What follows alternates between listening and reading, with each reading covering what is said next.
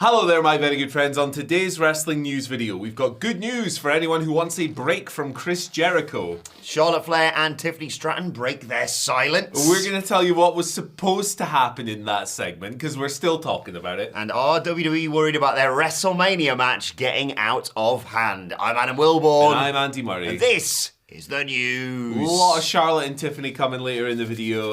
Look, I know it's 6 days old. It is 7 days old. 8 days. It's Friday. At this stage, but people can't get enough of this stuff. So, hey, but we're going to start off by talking about Chris Jericho. Ooh. He's going away for a while. He's done for a while. And actually, he's done with Ring of Honor in full. This is a new report from Fightful stating that, yes, Jericho, the plan with him is that he is now finishing up with Ring of Honor TV. He's done there. So, this is after he lost the world title to Bandido at Dynasty. He had a segment this week where he said he was effing disappointed with the learning tree. Smashing the screen up. Yeah, he was really annoyed, and he said he was going away for a little while. So apparently the idea of Bandido winning the Ring of Honor World title had been planned for a while. Yeah. According to Fightful here. This idea kind of came to life when he returned in December, but there's been some hurdles along the way, including the idea of a mask versus title match being postponed or delayed, which is what it was. Like, that was the stipulation at the pay-per-view. But yeah, they pulled it off in the end, and they Ring of Honor and AEW want Bandido to be the guy to lead the brand. All of that stuff.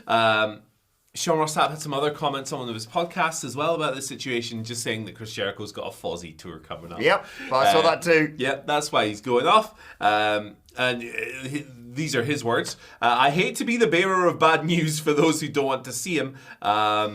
But yeah, that's the situation.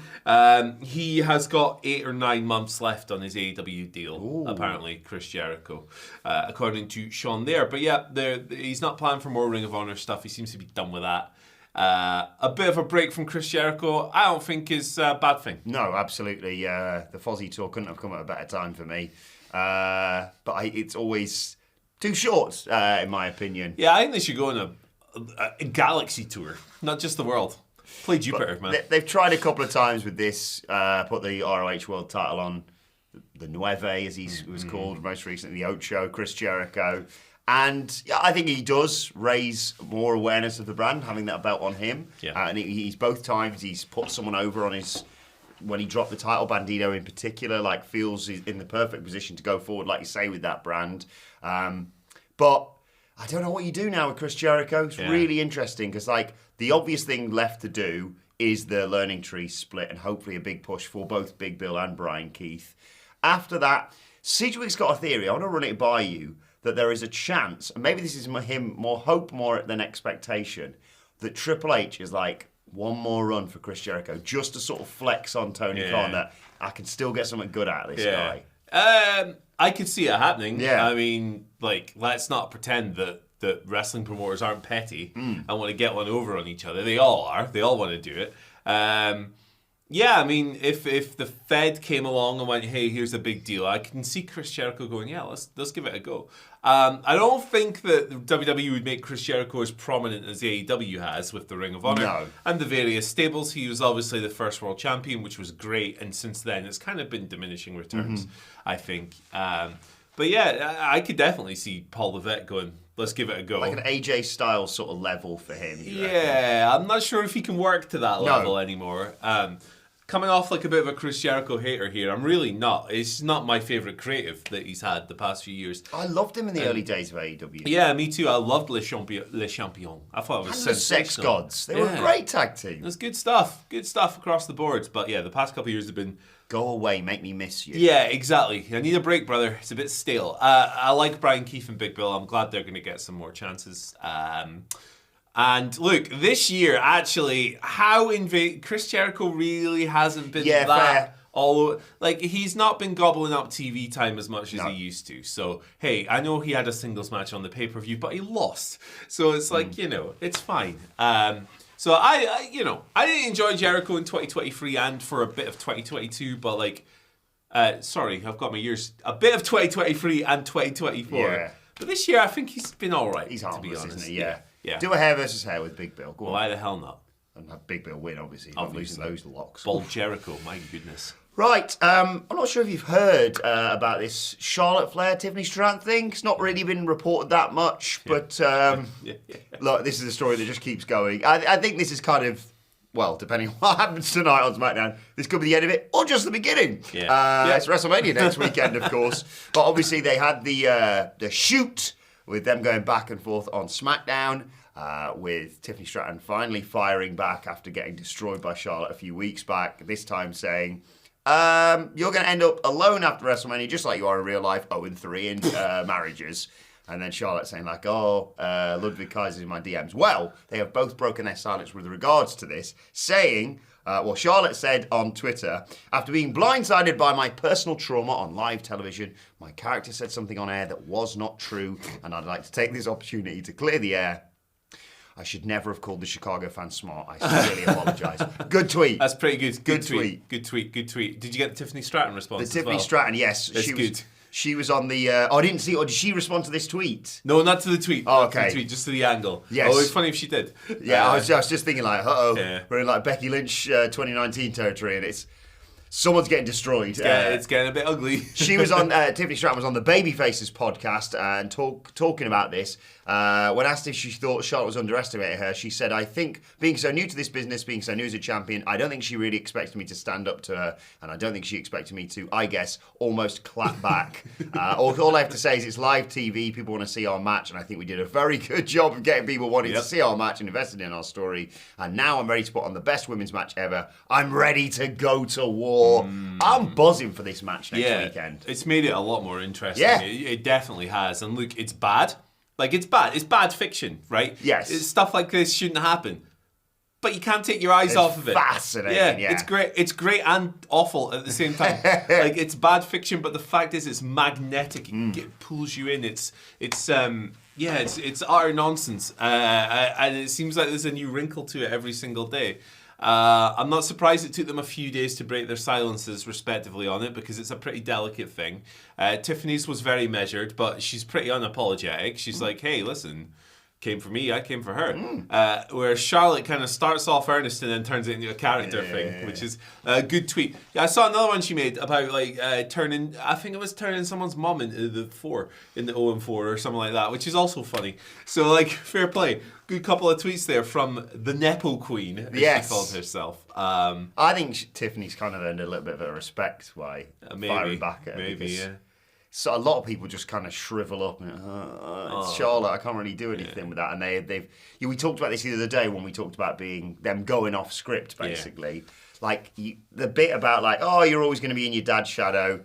It's a good line in terms of like it's a firing back to something, but it is kind of played out, isn't it? As Charlotte said, it's something just so overused. It's like, well, you're not your dad. Yeah, definitely. It's like the most low-hanging fruit you can say, which is, your dad was better. And it's like, cool, everyone says that. Be a bit more original. But then it's like writers come up with better lines and help Tiffy out and all this. And yeah, it's going to be weird. It's going to be a weird, wild time at WrestleMania, but we'll talk about what could happen between them at WrestleMania soon. Next, we're going to go over what was originally planned for this segment, which is a new report from WrestleVotes. They confirm a bunch of stuff that wasn't on the script. So they mentioned Ludwig Kaiser lying, the divorces, I can't hear you, Tiffy. It was so squeaky. So squeaky. I'm going to rewatch this again today before we do the SmackDown preview podcast. It's unbelievable. Charlotte doing the voice, all of that. None of that crap was scripted. Nope. Right. So WrestleVotes kind of went over it. And Tiffany was warned ahead of time that Charlotte might go off script. Charlotte apparently first went off script when she called herself the Nepo Queen. We covered that the other day. That was a different report, but yeah, Tiffany was ready to fire back because she was told that Charlotte might go off piste a little bit. She's going skiing through the forest, not down the slope. But yeah, apparently the original script called for Charlotte to take a shot at Tiffany for having to win the belt via Money in the Bank cash-in, like a shortcut, which is like, I mean, that's fine. That's a fine line. It's true. She had to cash in all of this. It's a lot worse than what happened. Yeah, it is. Glad what happened. Me too. It makes it much more We'll interesting. be sitting here talking about it a week later. Ooh. Money in the Bank's a shortcut. Yeah. Well. And then Tiffany said a line about her dad. Yeah. Ooh. Nah. I'm the Nepo Queen. You got a squeaky voice. Yeah. Wow, you suck at marriages. Yeah. Your boyfriend's in my DMs. Clearly not. Well, Tiffany had already left the ring, Yeah. which was weird. But yeah, apparently... We talked about Kaiser. You mentioned, didn't you, about Kaiser replying to Tiffany's live stream saying, check your DMs. check your DMs. Yeah, it's all good stuff. He is. Apparently as well, Tiffany was supposed to talk about Charlotte calling herself the queen of a kingdom she's never around. Which is, again, it's like a 5 out of 10 wrestling line, isn't it? It's fine, but it's not memorable. In the end, she called her, and I'm not going to say what she actually said, because that's apologies to our editor who sat right here. Right here. She called her the queen of shh, didn't she? Yeah. Which is better. The queen of shh. Exactly. And apparently the locker room was split in terms of deciding which wrestler took things too far when the segment went off the rails. I think Tiffany probably went too far, mentioning the divorce, but Charlotte bulldozed her the other week. This is the thing. So I don't blame her. You're right. Yeah, it's not just like, oh, you're so squeaky. She's like, oh, that's not the direction we're meant to be going. You're not sticking to it.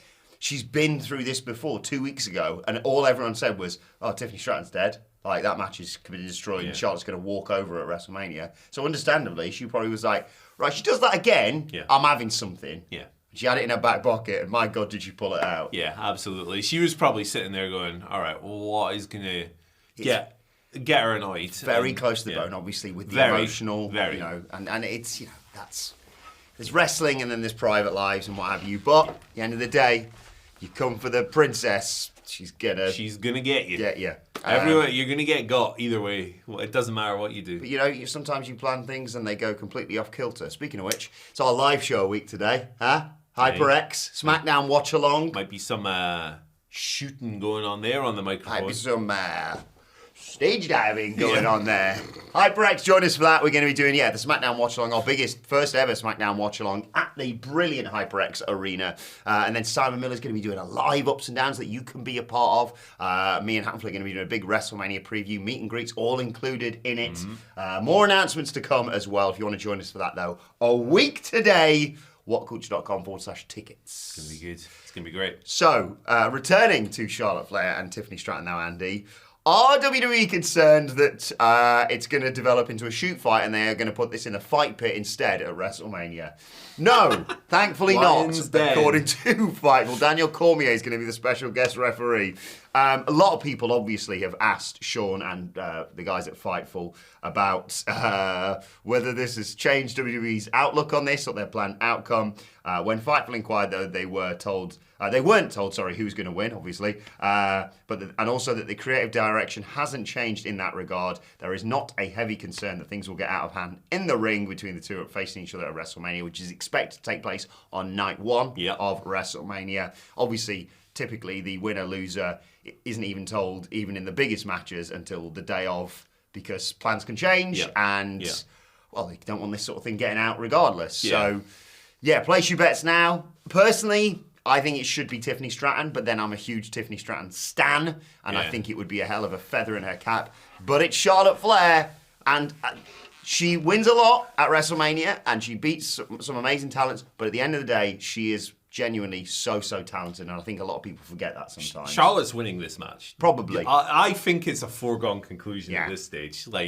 I think that there's a decent chance she's just like, you brought my divorce into this. This doesn't work for me, brother. Yeah, maybe. I don't know. Maybe not. Maybe it won't be that political. Maybe Ludwig Kaiser's going to cost Tiffany Stratton. Because he's going to be in the DMs. Yeah. That's the finish. He shows Tiffany the DMs. Flash the DMs up on the screen. Yeah, there you go. And it's like, oh no! And then Charlotte rolls her up. Oh, that would be so whack, wouldn't it? Gee whiz. A roll up after a DM reveal. That's what Vince would do. What Vince would do. It would. And it would suck. I think Tiffany should win, but I think Charlotte's going to kick her ass, unfortunately. So I'm so excited for the match, though, as we've said. me too. Can't wait. Can't wait to watch it. WrestleMania's a week tomorrow. I know. It's ridiculous. It's fairly crept up. Yeah. Like a thief in the night.